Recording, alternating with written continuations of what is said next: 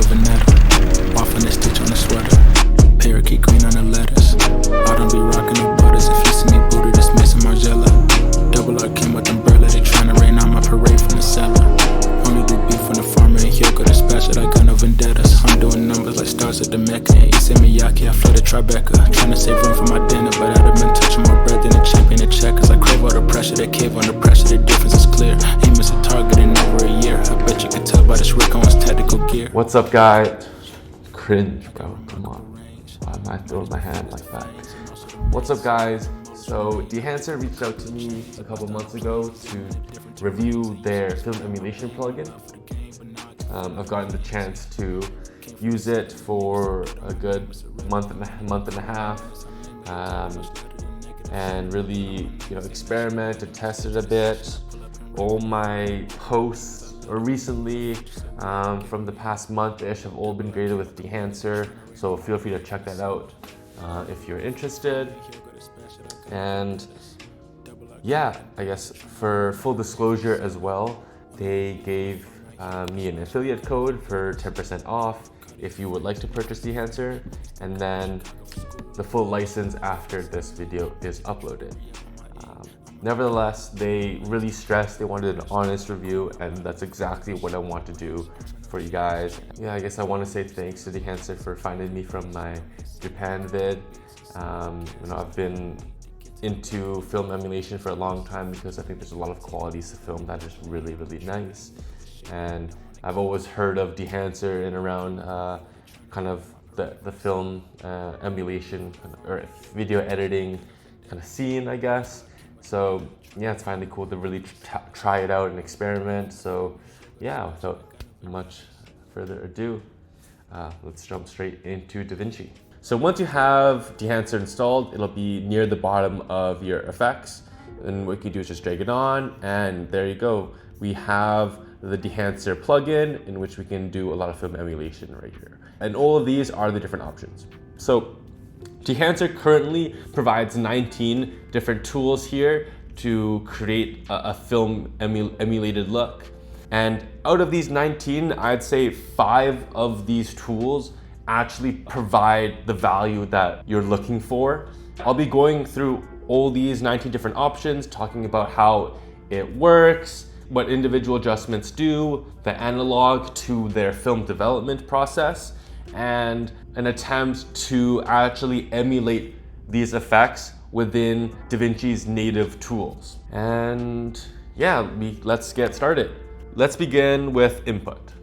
So your input is going to be the way you let Dehancer best know how to use your footage. So you have a source, vendor, camera, and format. If you shot with a specific camera that Dehancer supports, it would be here. So I shot on my Sony FX3 and in this format. And yeah, you can use this as a way to convert your footage into a way that Dehancer can best use. And if you're unfamiliar with what I shot in previously, so I shot in log footage, and I would highly recommend shooting in log if you want to do more serious color grading. In short, log is a way of encoding your video footage so it retains the most amount of dynamic range in the ideal conditions. And to accurately color grade, you generally convert this encoding color space into a different one that is more standard and generally seen as easier to work with. So Dehancer recommends this approach with choosing the right input if your camera is supported. If it isn't, what you want to do is convert whatever color space you're in into something that Dehancer supports. Now, personally, I've actually never added the exact camera right here. I've never put my FX3 settings into here just because I think it's more generalizable if you decide to use DaVinci's native tools and converting this into the more generic form that DaVinci supports, and that would be DaVinci wide gamut here. So what we do is we want to use a color space transform. So we'll have one node before and one node after. We will add a color space transform here. So what we want to do is convert from our Sony log 3 into our DaVinci color space. And now for our Dehancer, we want to select the DaVinci wide gamut and intermediate color space. And then for the last node, we want to then convert from this wide DaVinci space into our final export color space. Cool, so there we can see that, yeah, it's also having an impact on the colors. And if we actually compare how the two look, there is a slight difference. So let's see, for this clip, let's just remove these color space transforms and then just add the fact that we shot on zoom. If we compare these two clips, there is a bit of a difference in how they look. The clip on the left here is with the color space transform, and the clip on the right is using just Dehancer camera profiles. There is a slight difference. I honestly prefer the one on the left more. I'd also just recommend using a color space transform approach just because it allows you to generalize with other stuff that you're using. And I think it's a bit more of a standard approach instead of using like some magical conversion that Dehancer provides you. And you know, if you might shoot in something that isn't supported by Dehancer, then you could still at least use DaVinci's color space transform. So for the rest of this video, I'll stick with this color space transformed version of Dehancer first. Within the input itself now, you can also adjust the exposure, temperature, tint, and removing the chromatic aberration through this defringe tool. Yeah, like I said, we can emulate all these different things within DaVinci. I personally have not used any defringing tools within DaVinci. I've looked online and I've read that it is possible, but I've yet to do that. But regardless, I do think all of these things are very easily replicatable and do not actually represent a lot of the value that Dehancer provides. Cool, so let's move on to the film profiles. So the film profiles is the first out of the 5 tools Dehancer provides that I think actually adds a lot of value. And what I mean is that Dehancer provides 63 different film stocks for you to experiment and try and build like a base look off. This has helped me quite a lot in a variety of different scenarios, and sometimes I'm not too sure of what look I want to go for, and just running down through a lot of these different looks can give me some creative like inspiration over what potential way I want to continue this grade. There's a lot of very common film stocks here that you may have shot on an actual film camera. I also shoot some film photos and have shot a lot of Ectar 100, Gold 200, some Fuji 100, Portra, and some Ultramax here as well, a lot of Kodak stocks. And yeah, I wouldn't say that these are inaccurate. I think they actually have the resemblance of what I remember these film stocks to actually look like. And from what I've read, Dehancer does a pretty good job in creating very accurate film stocks. They have a sampling process that, you know, I'm not a huge expert in this, but they take it pretty thorough from what I believe. They sample each film stock at 3 different exposures, one at -2, normal exposure, and one at +2, and then print all the negatives onto optical photo paper, and then create some sort of, I guess, digital profile from that. I'll go with Kodak Gold here, and this film profile also allows you to add some push-pull effects. And if you're unfamiliar with that, pushing and pulling is directly related to actual film development processes where you can push or pull a film stock. So if you had the wrong ISO rated film and you want to shoot at something brighter, let's say you had 400 and wished you could shoot at 1600, you would push this film when you're developing it, like kind of pushing from 400 to 1600. And through this process, you actually adjust the colors a bit. Dehancer's impact of this tool doesn't have a huge effect, but if I slowly see, if I move towards push, you can see it gets maybe slightly more contrasty, a bit more bright, and that is the real effect of pushing something. That means either developing something for a longer time, having a higher concentration of chemicals or higher temperature, and increase the contrast and brightness a bit. On the other hand, you can also pull it. So if you wanted to wish you were shooting at a lower speed film, you would pull it, and generally this decreases the contrast and decreases the brightness a bit. I leave this as is because I think there are some other areas that can do this kind of exposure adjustment a bit better. Cool. Let's move on to Film Developer. So Film Developer, if we enable this right here, is trying to simulate the kind of variables you would have when you're actually developing your film. So we have 4 different options here. And the first one is a contrast slider. And this is also related to pushing and pulling a bit. Dehancer states that this first contrast slider is mimicking the temperature and concentration of your film development. You can see that if we slide it all the way down, we lose a lot of contrast. If we move it all the way up, we get the kind of crunchy look. And yeah, we can also adjust the gamma correction. Dehancer recommends doing this when you are unsure of the exact source of your footage. I'll leave this as is. Gamma is related to the curve of your, I guess, your files values to a pixel's brightness. And there's a whole kind of rabbit hole if you're interested in that. You can look that up. Color separation is related to the chemical used, Dehancer says, to actually separate the colors when you're actually developing your film. So film has layers of different colors, and it's important to have this kind of color separation that a chemical works on. I also just leave this as is. I personally don't see a huge impact on the colors even if I slide it back and forth, so I just leave it as default. And color boost is trying to mimic, for certain film development processes, adding dye to actually increase the saturation. You see, if I move this to the very end, we get a lot more contrast in our scene, and it honestly doesn't even look that crazy. I think Dehancer does a pretty good job in keeping it relatively realistic here. Now, I don't think this is an extremely valuable tool. I think they do a good job at this, but you can actually replicate a lot of these functionalities within native DaVinci. So let's go ahead and do that. Cool, so let me just reset this. You get the exact same look here. Yeah, let me just rename the nodes real quick. Cool, we rename the nodes, and generally I've read from the manual that Dehancer likes to be the last node in your node tree. So we can leave that as is right now. And let's add something beforehand.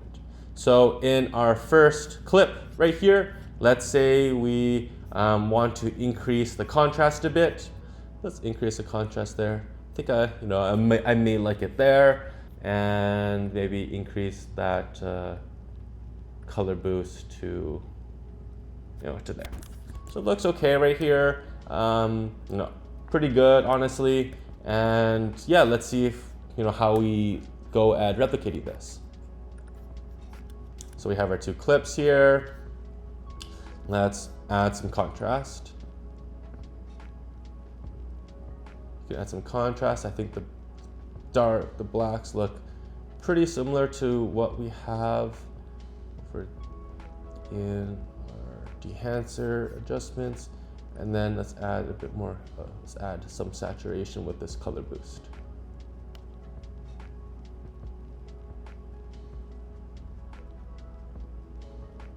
Cool, so if you actually take a look at these 2 clips, what I did was I added a bit more saturation than I should have, but it does look fairly similar, and I think if you massage DaVinci a bit more, you get a similar look as well. So yeah, let's just reset these adjustments for now. I personally don't adjust the film developer until later.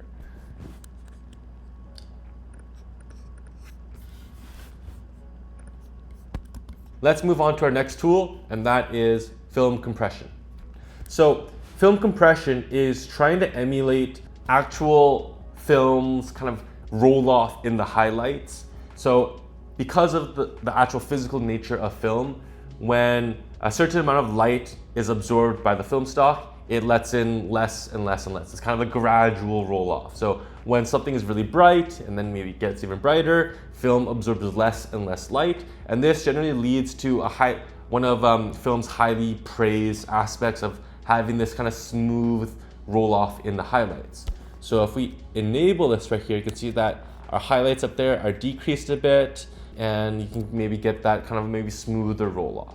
And you don't always want this. Sometimes it's an artistic choice to keep this, but generally I also have this enabled. Of these 4 things right here, we have impact, which is how intense you want this roll off to be.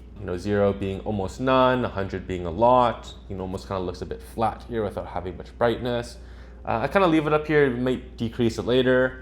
Our white point is where we want this film roll off to actually start impacting the whites and below. So if we move this all the way to 0, it's almost like it's not rolling off anything. If we move it all the way to the end, then it's adjusting all the whites here. I'll leave that as it is right now. And then the tonal range is the range of tones that your roll off will impact. If you increase this to 100, it impacts a lot of the mid-tones as well, and not just the whites, as with the white point slider here, and 0 to be pretty much doing nothing as well. And then your color density is one of the things as well that I think is a very important part of film emulation. Dehancer provides another area to actually add color density, and that is where I actually prefer to add it. But within here, I just like to slide it to 100 as well. Which, as you can see in the actual preview, doesn't seem to be, if at all, any impact, but I just leave it at 100. So yeah, let's try and replicate it within DaVinci. So now within DaVinci, we can replicate this fairly well. How do we emulate this film compression? So it's about the highlights and rolling off the highlights. Let's roll the highlights using the curves. So we can add a point here and then just roll off the highlights a bit. And then what we can do is simply adjust how intense we want this to be at 0.5. So if you can see the difference, so it's off, on. So you can see there's a bit of brightness decrease in those highlights here. There's not a huge effect, so maybe we should bring it lower. So right there you can see the clouds are visibly changing a bit more. And if you compare that to Dehancers, it seems like Dehancer has a bigger roll off. So let's just move this down a bit more. I'd say that looks fairly decent. And then, like I said before, there wasn't much of this color density impact. I think you could also just add some color boost here, and yeah, I think you can look pretty similar. So yeah, I don't think this film compression, although looks quite accurate, is not a huge value add in Dehancers, or is not one of their most valuable tools. I'm sure there are probably also some better ways to roll off the highlights. This is just what I found to kind of work within native DaVinci. Cool, so I'll leave film compression on and let's move on to expand. So I never touch expand. I also probably think it's one of the least valuable tools that Dehancer provides. Obviously you can adjust the black point to white point, and so leading to certain contrast changes, that might impact the color as well. Or you can also just impact the luminosity and the brightness of things. I don't touch this because I think they're easier and more transferable ways to adjust contrast. I won't even bother trying to emulate these effects because you can do that very easily, from what I believe. So let's move on to our second most valuable tool I think Dehancer provides, and that is these print films. So this is trying to emulate the final process in developing a film, and trying to show to people is actually printing out your film, so having the positive and then printing it onto a medium such that you can project it. Now, a lot of these mediums that you print film onto actually impact your colors a bit. And the most popular and most common is Kodak 2383. And this Kodak 2383 look is also provided inbuilt in DaVinci, and a lot of people online have their own Kodak 2383 looks.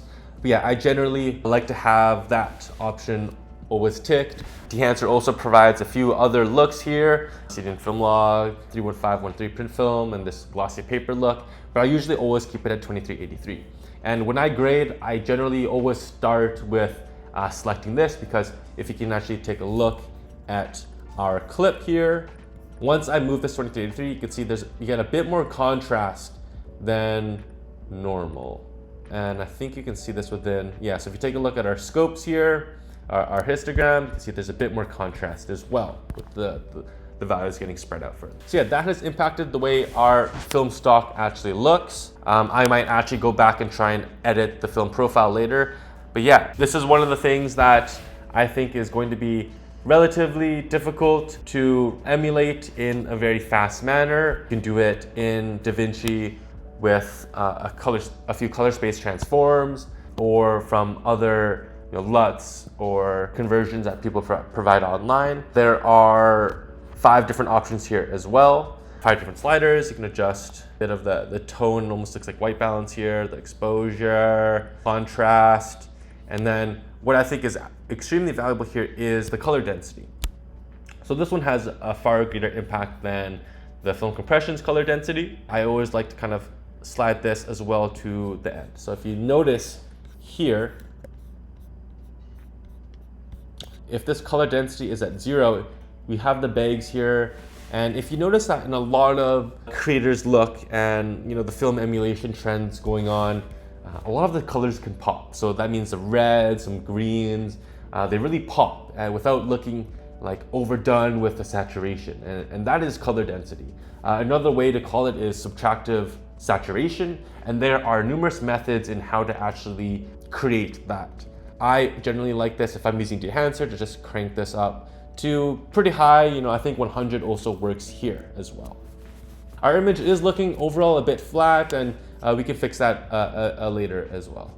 But yeah, let's try and replicate it. And overall, I do think you can replicate this easier than the other options that Dehancer provides. But having all these tools here, I think can make your grading process quite efficient. Maybe going through and trying out a different profile, adjusting these and the color density here, at least Dehancer's way of color density. I think it provides a lot of value. Let's go and try and emulate this. Cool, so we are in our other clip here. Let's add another node. And what we want to try and create is this print film look. So what I'll do instead is I'll add the print film here. To use DaVinci's native print film, we'll have to convert our color space into Rec 709 and then Cineon film log.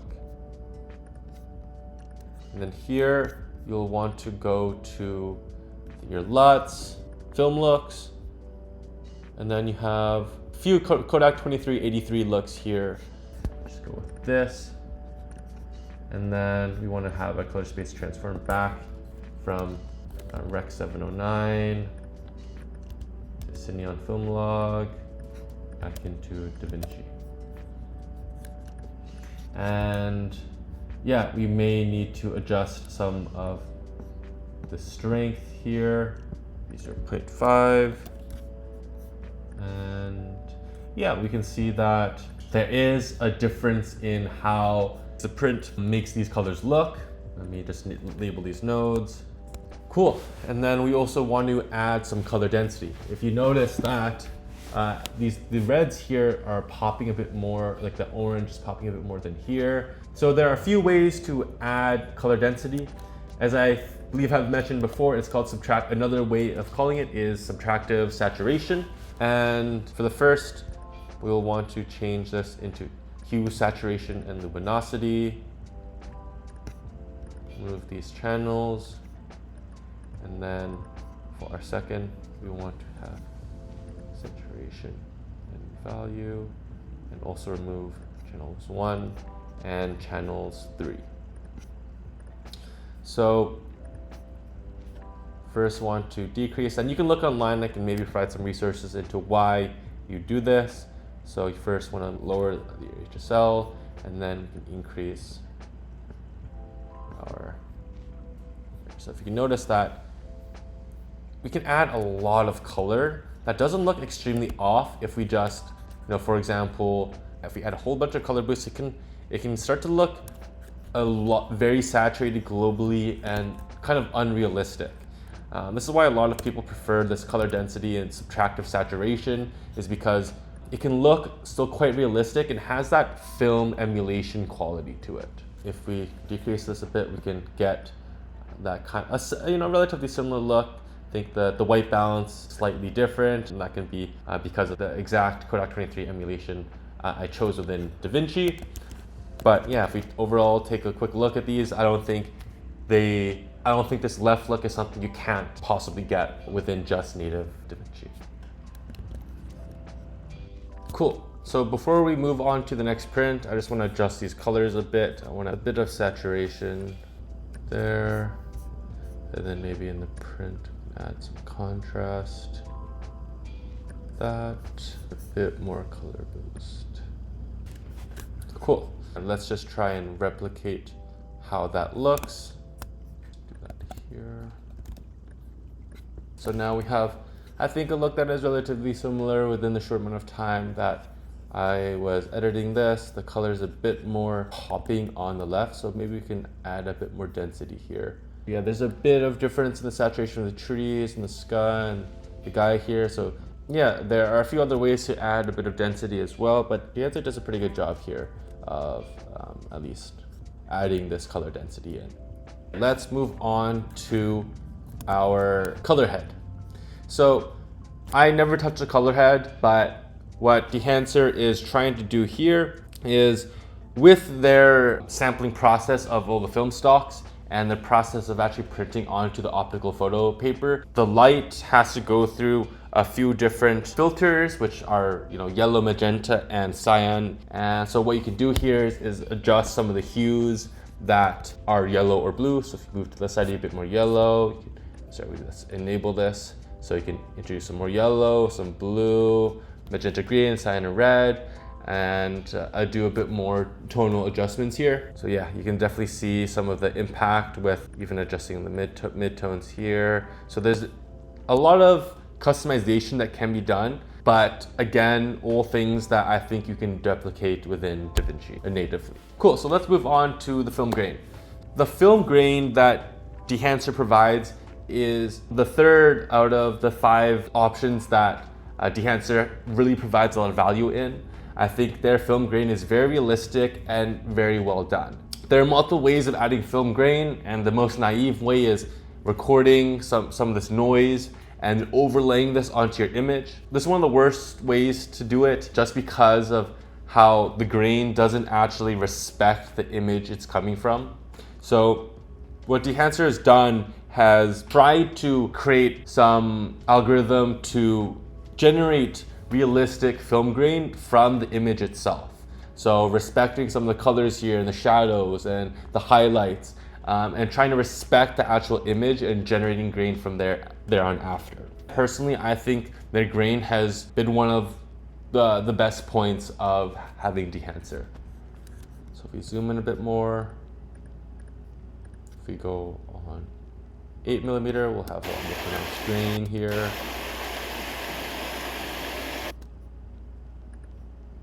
Yeah, I generally like to leave this at 35.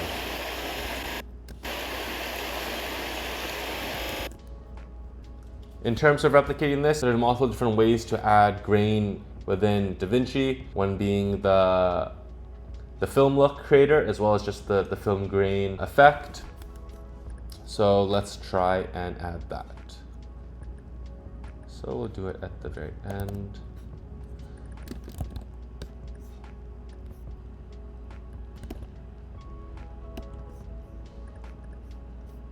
Cool.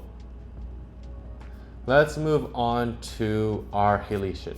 So this is the 4th tool that I think Dehancer really adds a lot of value in. Halation is a very traditional characteristic of old film. Because of the layers of color in film and how I believe it goes from blue, green, and then a red layer at the very end, I believe that because of this order, we usually generally see this red halo or glow around these bright areas in our footage. It's a pretty noticeable characteristic. Maybe I could put some examples right here. And yeah, if you notice online, a lot of creators have added halation to their videos to get that filmic look and kind of nostalgic vibe. Sometimes potentially too much, which I'm also at fault of. But yeah, it's a really key characteristic of film that I would highly recommend looking into if you want to have this true filmic look. And yeah, if we enable this right here, you can see that there's this bit of a kind of red glow around the rocks here and even around the highlights up there. So if you go all the way into the highlights, you can see that there's a bit of that kind of a bit of glow around the edges, especially where it's brighter. There are ways to emulate halation within DaVinci, although I don't think they look as realistic and as nice, especially since Dehancer provides a lot of pre-built profiles that you can experiment with, but also very in-depth tools if you really want to customize it. Customizing the color of your halation and many other aspects of this itself. I value Dehancer's halation tool quite a lot. I'll just leave it at 35 right now and increase it to 100 since I don't think there's a lot of elements that lead to too much halation here. So yeah, let's try and emulate this within DaVinci Resolve natively. So looking at our two clips here, let's add that. Yeah, Emulation here. You can definitely see that immediately when I add it, the default is quite a lot. So yeah, let's try and lower that. Cool.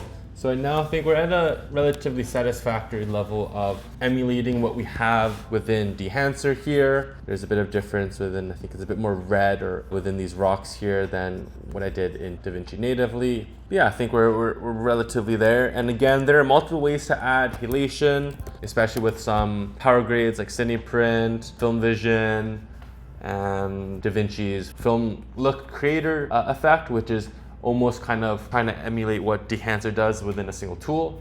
But yeah, I think there are a lot of ways to get that look from Dehancer, at least currently. So let's move on to the next tool, which is Bloom.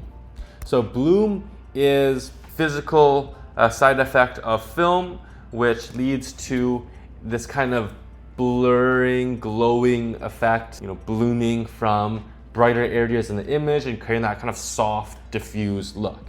A lot of creators really like this effect and add this onto digital cameras through a natural filter on the lens.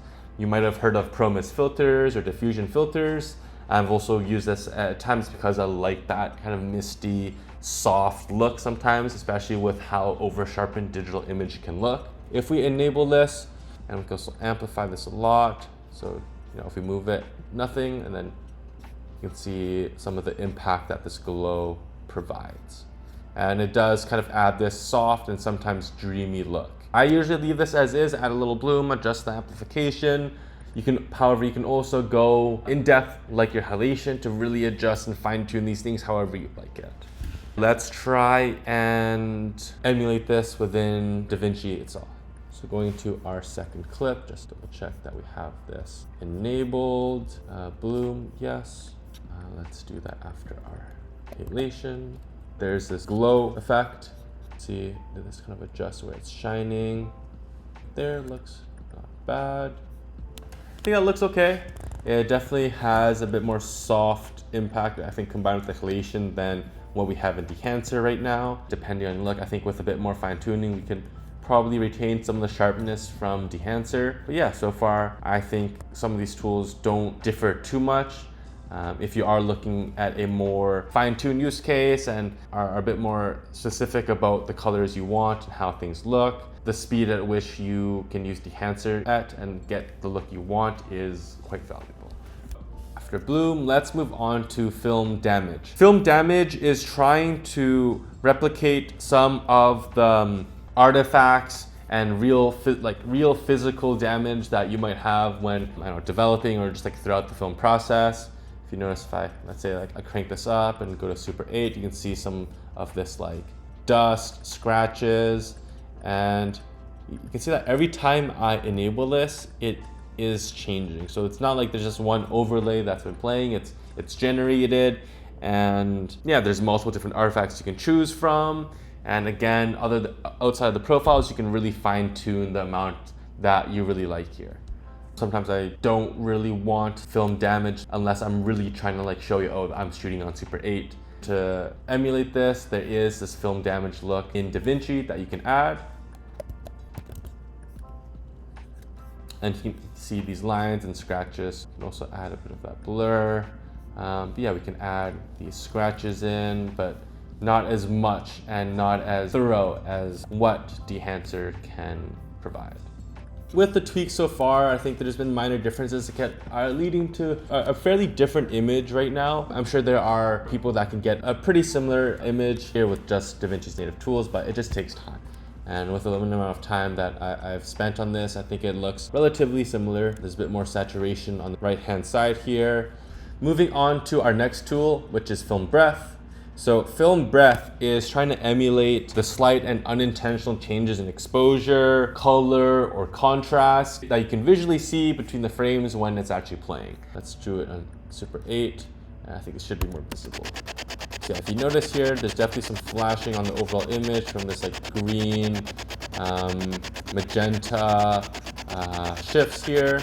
I mean, if that is what you're looking for, you have this option here, which is really great. I usually turn this off. In terms of emulating this Film Breath look, there is this kind of flash flicker addition within DaVinci that you can add that has this kind of flickering look that, if you're interested, definitely doesn't look as clean as what Dehancer provides initially. Again, with some tweaking, you could get to what Dehancer is providing here. So let's move on to Gate Weave. So Gate Weave is going to be simulating some of the minor imperfections you will see when you actually project or when you're recording film, and how it's not perfectly lined and how some frames might jitter a bit. So if you notice here, especially going to Super 8, you can get this kind of jittery effect. When if we don't have this, it's a perfectly stable shot, but once you enable it, we get this Gate Weave impact. Let's try and emulate this within DaVinci as well. So let's copy over our emulated look. I think what we can add is a bit of this camera shake here. So it's a lot right here. We can see that there's this slight jitter right here. And then if we go to DaVinci, which is it seems like the jitter is a bit more smooth, but I think with a bit more tinkering, you can achieve something similar. If we actually compare these two grades, there's a bit more contrast on the right-hand side, but overall, I think I'm relatively satisfied with how similar of a look that we did achieve. And let's move on from Gate Weave to Overscan. So this is the final option that I think Dehancer provides a lot of value in, and that is emulating overscanning an actual film frame. If I enable this here, you can see that we have these borders. And if you can imagine that an actual film shot would be in here, and these would be the borders of your film strip. Dehancer does a really good job in simulating this. They take a hybrid approach of actually recording real life film samples and taking each of those individual elements and allowing you to adjust how these pieces fit together. So for example, we could add a perforation mode. If I add the exposure, increase the exposure, you can see the sprockets. You can adjust which specific film gate size. We're 8 here. And if we actually play this, you can actually see how it is very dynamic and moving. We can also have these gates be non-static, so they're moving here. Adjusting the scale. See, I think getting this level of quality of these film gates is going to be a real asset if you really want to get a more clean and realistic film look. As far as I know, within DaVinci, you cannot get something that moves or even getting the perforations, but let's just see what we can do. So as far as I can tell, you can only get this through the Film Look Creator, which is going to impact a bit of the colors here. Now to our film gate, we can enable this and get some sort of gate here. If we take a look at how these two will compare, you can see that Dehancer provides a lot more dynamic and a very realistic look than compared to what DaVinci will provide natively.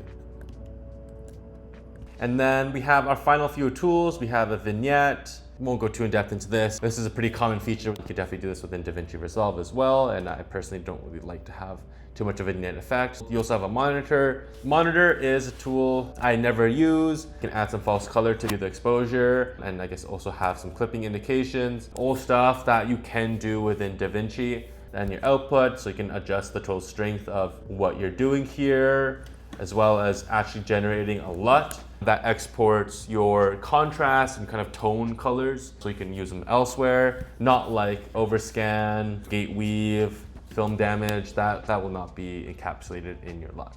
And then finally some options and kind of like settings of Dehancer.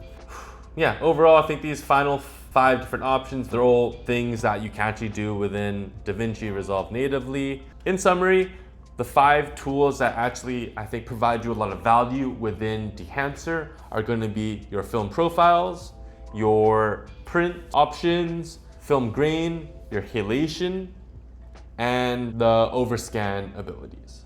In terms of emulating all these things, I would confidently say that you can emulate the look from Dehancer with using only native tools within DaVinci. The only caveat is that it's going to take some time. And I think for someone using Dehancer, the value is how quick you can get a look out of it. You have all these tools in one place, and even if you bring them all the way to the edges or decrease them, it doesn't absolutely destroy the image like you can with some of the individual tools within DaVinci Resolve. You have to be a bit more experienced within the tools of DaVinci to get a look that looks right, but within Dehancer, you can get a look that looks very good very quickly, especially with all the film stocks and film profiles. You can scroll through a bunch of them, find a look that you want, and kind of build that out. So would I recommend Dehancer? It depends. If you're someone looking to get into color grading more seriously, perhaps getting paid to do video editing, your time is quite important, and you're willing to spend $500 on a plugin, then I think I could definitely recommend this plugin for you. There's a lot of value that Dehancer provides, especially with all the different film profiles and the ability to create a really good looking image without spending too much time. And if you want to spend that much time, you have more customization options for you. On the other hand, if you're someone getting into color grading, new to DaVinci, or really take this as a hobby like myself, it's hard to justify spending $500 on a plugin when there are other alternatives that are cheaper and free to at least get into and learn film emulation before you really commit onto one specific look and one specific plugin. Overall, I want to say thank you to Dehancer for sending me the plugin to review, and if you made it this far, thanks for watching. I'll see you later. Peace.